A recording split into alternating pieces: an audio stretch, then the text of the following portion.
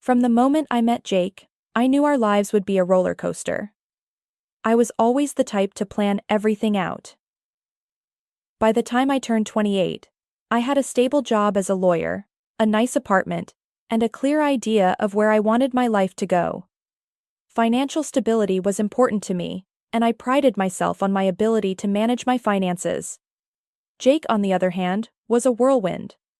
The first time we met, he had this infectious energy about him that drew me in. He was a tall man with messy brown hair and a carefree smile that could melt anyone's heart. We met at a mutual friend's party. I was discussing a recent case I had won at work, and Jake walked over, drink in hand. "So you're the famous lawyer Rachel everyone's talking about," he said with a smirk. I raised an eyebrow. "And who might you be?" "The guy who's about to change your life." He winked, laughing. I replied, "That's a bold statement, but sure, I'll bite. Tell me, how do you plan on doing that?"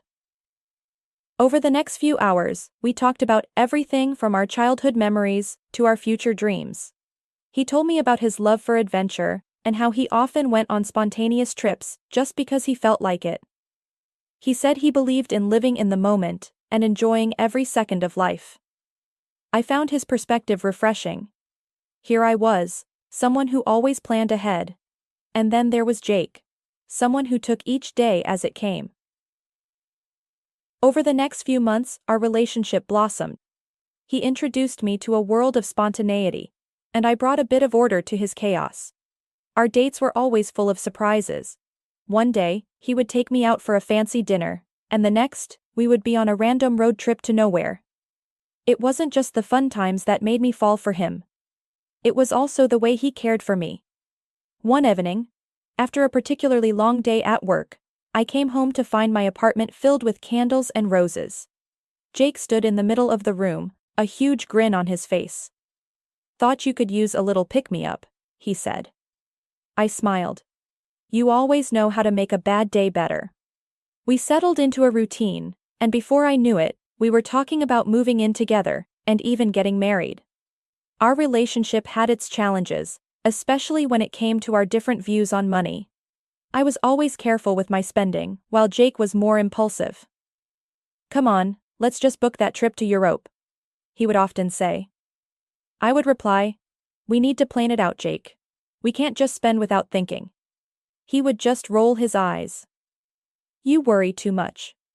Despite our differences, we loved each other deeply, so when he proposed, I said yes without hesitation. I believed that love could overcome any obstacle, and I was ready to start a new chapter of my life with Jake. Meeting the in-laws is always a nerve-wracking experience, but when Jake asked me to join a family dinner, I wasn't just nervous, I was curious. I had already heard snippets about Jake's family and their money habits, and I was eager to get the full picture. Their house was a large, sprawling mansion on the outskirts of the city. As we drove up the long driveway, I noticed the numerous cars parked outside, many of which looked brand new. As we entered, I was greeted with a loud cheer from Jake's relatives. They were a lively bunch and the house was filled with laughter and chatter. Jake's mother, Linda, was a petite woman with a warm smile. She hugged me tightly and said, "It's so good to finally meet you." Jake's father, Mark, was a tall, broad-shouldered man with a booming voice. "So you're the lawyer who's captured our Jake's heart," he chuckled, shaking my hand firmly. Dinner was a grand affair. The table was laden with dishes and wine glasses clinked cheerfully as we ate. I observed the dynamics of Jake's family. They talked about their recent purchases and the vacations they had been on or were planning to go on. Money seemed to flow freely in their conversations, and I got the sense that they didn't think twice before spending. Linda mentioned a recent shopping spree in Paris. Mark spoke of a new business venture that required a significant investment, and their younger daughter Sarah excitedly chatted about her plans to study abroad. At one point, Jake's older sister Emily turned to me. "So, how do you manage your finances being a lawyer? You must be earning a lot." I hesitated for a moment before answering. "I try to save and invest wisely. It's important to have a financial safety net." Jake jumped in. She's the practical one in our relationship. Emily laughed. Sounds like you two balance each other out. The evening went on, and I could feel the difference in our lifestyles. While I was always cautious about spending, Jake's family seemed to have a live-for-today mentality. It was clear that they enjoyed the finer things in life and didn't hesitate to indulge. As the night drew to a close, Linda pulled me aside. You know, dear, she began, Jake is lucky to have you. But do let him have his fun. Money is meant to be enjoyed. I nodded politely. Of course, I just believe in being careful. She patted my hand. Balance is key. As Jake and I drove back home, the weight of our differences hung in the air. I turned to him. Your family is lovely, but we have very different views on money. Jake sighed. I know, but love is about compromise. Right? I smiled. Yes, but compromise doesn't mean losing oneself. Jake reached over and squeezed my hand. We'll figure it out. But deep down, I couldn't shake off the feeling that our financial differences, combined with the influence of Jake's family, would soon lead to challenges that neither of us were prepared for. And so it happened. We were barely through the front door when the tension in Jake's family home became apparent. The large living room, which I remembered as a place of laughter and chatter during our last visit, was now filled with anxious faces. Everyone was there. Jake's parents, his siblings, and most notably, his younger brother Ryan. I had always found Ryan a bit unpredictable. He was the sort of person who took chances, always believing the next big break was just around the corner. That day, he looked restless. His eyes darting around the room, avoiding direct contact. Without much preamble, Linda, Jake's mother, began. Thank you for coming on such short notice. We have a serious situation on our hands. Ryan, with a sigh, came forward. I messed up. I owe the bank $100,000. They're saying they'll take legal action if I don't pay soon. The room erupted in a flurry of questions and exclamations. Jake's hand tightened around mine.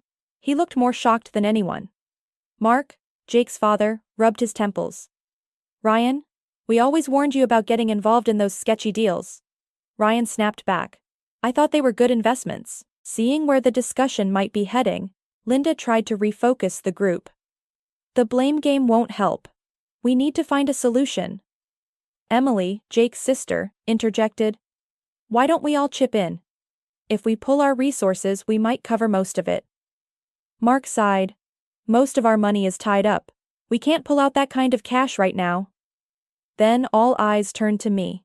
I felt trapped, like a deer in headlights. I sensed what was coming next. Jake, squeezing my hand tighter, spoke up. You've got savings, right? We can use that to help Ryan out. I looked at him in disbelief. Was he seriously suggesting this? Linda's eyes brightened. Oh, that would be wonderful. Can you help, dear? I tried to remain calm. Jake, we've talked about being careful with our finances. My savings are for our future. Jake's face reddened. This is family. Don't you care about my brother? Ryan nodded. Yeah, aren't we supposed to be family now? Or does money matter more to you? Feeling cornered, I replied. I understand this is a tough situation, but why should I hand over my hard-earned savings when there might be other solutions? Maybe I can help negotiate with the bank, work out a plan. Jake's voice grew louder. This isn't the time for legal advice. Ryan needs help now. Linda chimed in with an edge to her voice. We thought family meant something to you. Guess we were wrong. The room felt stifling, the weight of their expectations and accusations pressing down on me. I had hoped Jake would be my ally, but he seemed to have chosen his family's side. The meeting ended with no resolution. As Jake and I walked back to the car, I felt a chasm growing between us. The dawning light had always been a comforting sight, but this morning, its warmth was overshadowed by a chilling discovery. Glancing at my phone, I saw an alarming bank notification. My heart thudded heavily as I saw the staggering amount. $150,000 had been transferred out of my savings, and even more shockingly, it had been sent to Jake's account. Confusion and dread wrapped around me. This couldn't be right. Without hesitation. I tried calling Jakey, but he didn't answer. I sent a message. Jakey, why is there 150 house transferred to your account? We need to talk now. Time ticked by, and every silent moment only amplified my anxiety. He didn't respond. The swirling unease forced me into action, and I decided to confront him at his workplace. As I approached his office, I saw his empty desk. One of his colleagues, Sarah, looked up and said, "Looking for Jake? He's taken the day off, some personal matters," he mentioned. I muttered a thanks, my thoughts racing even faster now, with growing dread. I decided to go to his parents' place. Perhaps they knew something. Or perhaps they could get Jake to talk to me. The large wooden door of their house looked more imposing than ever. I knocked assertively. After a brief moment, Linda, Jake's mother, opened the door, just a crack. Her guarded expression told me she was aware of something. "I need to speak to Jake," I demanded. Linda glanced behind her, hesitating. "Jake isn't here," she replied. "Where is he?" I pressed. "He's taken a huge amount from our joint savings. I need answers." Her face remained passive. "I don't know about any money," she claimed, but her eyes darted away. "Let me in, we need to discuss this," I insisted. But instead of yielding, she firmly stated, "I think it's best if you leave," and shut the door in my face. The blatant act left me stunned. Standing there, I realized the gravity of the betrayal. They knew, and they were covering for him. The reception area of the police station was bustling. Uniformed officers moved to and fro, the hum of conversation punctuated by the ring of phones. I approached the front desk where an officer sat, looking engrossed in paperwork. "Excuse me," I began, my voice slightly shaky. "I need to report a significant unauthorized transaction from my bank account. It's my husband." The officer whose name tag read Perez looked up, her eyes filled with understanding. "Take a seat," she gestured to the chairs nearby. "I'll call someone to assist you." Sitting down, my thoughts swirled. Was I really about to report my own husband? Before I could contemplate further, a tall officer approached me. "Mrs. Collins?" he asked. I nodded. "Yes, that's me. I'm Officer Daniels. Officer Perez informed me about your situation. Let's go to my office where we can talk." We walked down a corridor, and he gestured to a chair opposite his desk. As I explained the situation to him, I noticed his brows furrow in concern. "So you believe your husband took this money without your consent?" he asked. I nodded, swallowing the lump in my throat. "Yes, and his family seems to be in on it. They shut me out when I went to confront them." Officer Daniels jotted down notes. "Do you have any evidence of this transaction?" I pulled out my phone and showed him the bank notification and the message I had sent Jake, as well as his vague reply. Officer Daniels looked at the screen, his expression serious. "This certainly helps, but it's going to be a complicated case given that he's your husband. Do you wish to press charges?" Taking a deep breath, I responded, "Yes, I do. I feel betrayed and violated. I need to stand up for myself." He nodded. "I understand. We'll start the process. It may take time, but we'll support you every step of the way." "Thank you," I whispered, tears threatening to spill. Officer Daniels extended a comforting hand. "It's tough, I know, but you're doing the right thing. We'll get to the bottom of this." The courtroom was a daunting place, its high ceilings echoing the whispers of the people inside. Rows of wooden benches filled with friends, family, reporters, and strangers who had taken an interest in the case. The tension was palpable. I sat on one side, dressed conservatively, my best friend Sarah by my side for support. Across the room, Jake sat with his parents. He avoided making eye contact with me. The judge, a stern-looking woman with gray hair tied back neatly, cleared her throat, signaling the start of the proceedings. "Order in the court," she declared. The prosecution began by detailing the charges against Jake: the unauthorized transaction, the evasion when confronted, and the role of Jake's family in possibly abetting the crime.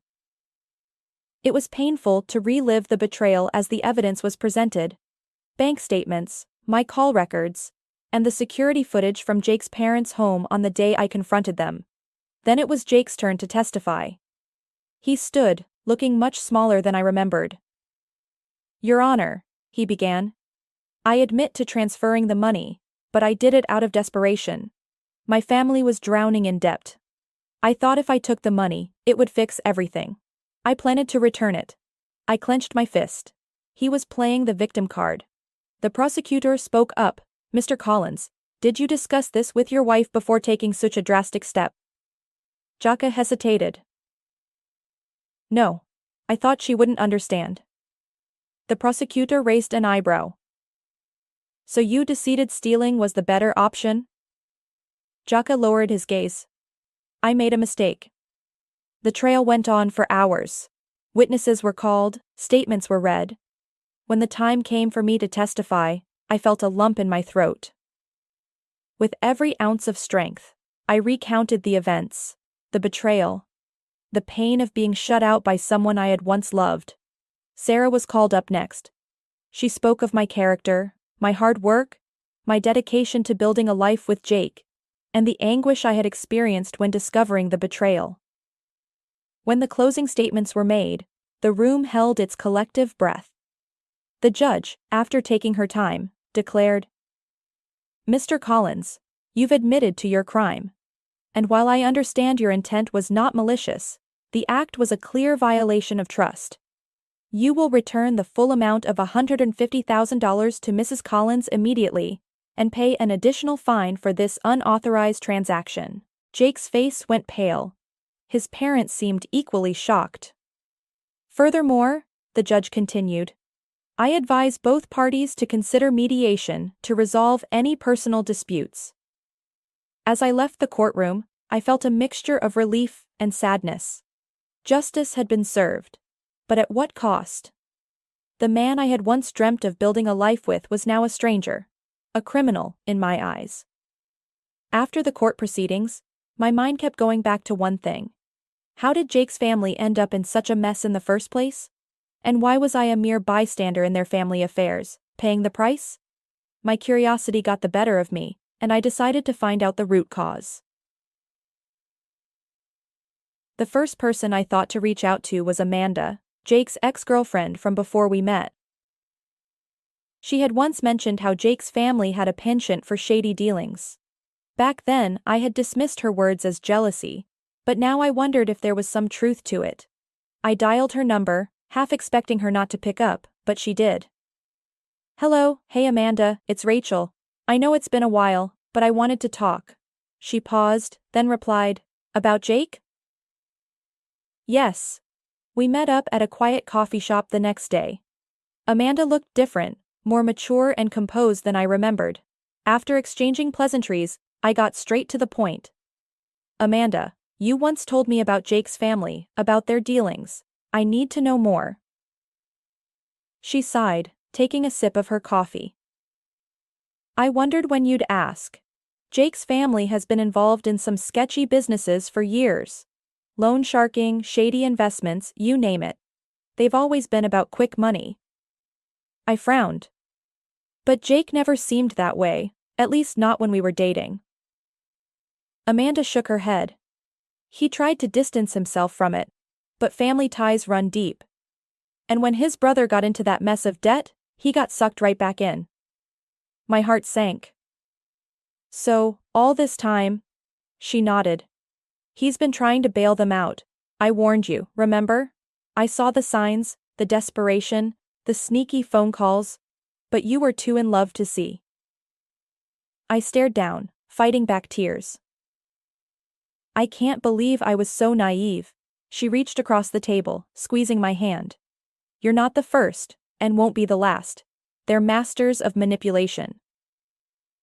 The conversation shifted, and I learned that Jake's brother had a gambling problem. The debts weren't from a failed business or medical emergency. They were from nights spent at underground gambling dens and high-stakes poker games. I thanked Amanda for her honesty and clarity. As I walked back to my car, everything made sense.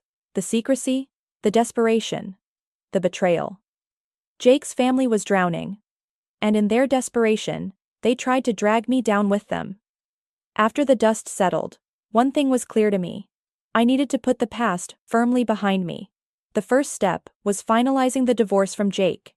It was a relatively quick process given the circumstances. My lawyer, an old friend from law school, ensured that it went smoothly without me having to face Jake again. One evening, after a long day at work, I met up with some college friends for dinner. Sarah, always the one with the latest gossip, leaned in, her voice dropping to a conspiratorial whisper. "You remember Jake's brother, right? Heard he's been locked up for fraud." I raised an eyebrow. "You're kidding." She shook her head. "Wish I was. Multiple counts of fraud and embezzlement. They say he'd been scamming people for years." Anna chimed in. "And that's not all. Jake's parents' property seized and auctioned off to clear their mounting debts." I took a deep breath, processing the information. It's just sad." Sarah squeezed my hand. "You dodged a bullet, girl. And look at you now, moving on, living your best life." I smiled, grateful for the support. "Thanks, Sarah. It's been a journey, but I'm finding my way." Life continued. Days turned into weeks, and then months. The wounds of the past slowly began to heal, and I started building a life that was truly mine. One evening, as I was settling down with a book, my phone rang. An unfamiliar number flashed on the screen. I answered cautiously. "Hello?" "Hey, it's Jake," came the hesitant voice. A chill ran down my spine. "What do you want?" I asked sharply. He cleared his throat. "Look, I know I've done wrong. I'm in a tough spot right now financially. I was wondering if—" "No, Jake," I cut him off sharply. "I just need a little help to—" "No, Jake," I cut him off sharply. "I owe you nothing," I replied, my voice cold and firm. There was silence on the other end, then a soft, defeated, "All right." I ended the call, feeling a mixture of anger and pity. But mostly, I felt relief. Relief that I had moved on, that I was no longer entangled in their web of deceit and drama. Over time, I immersed myself in work, and spent quality time with friends and family who genuinely cared about me. I learned to value and trust myself more than ever, firmly believing that no matter what life threw my way, I would always come out stronger on the other side.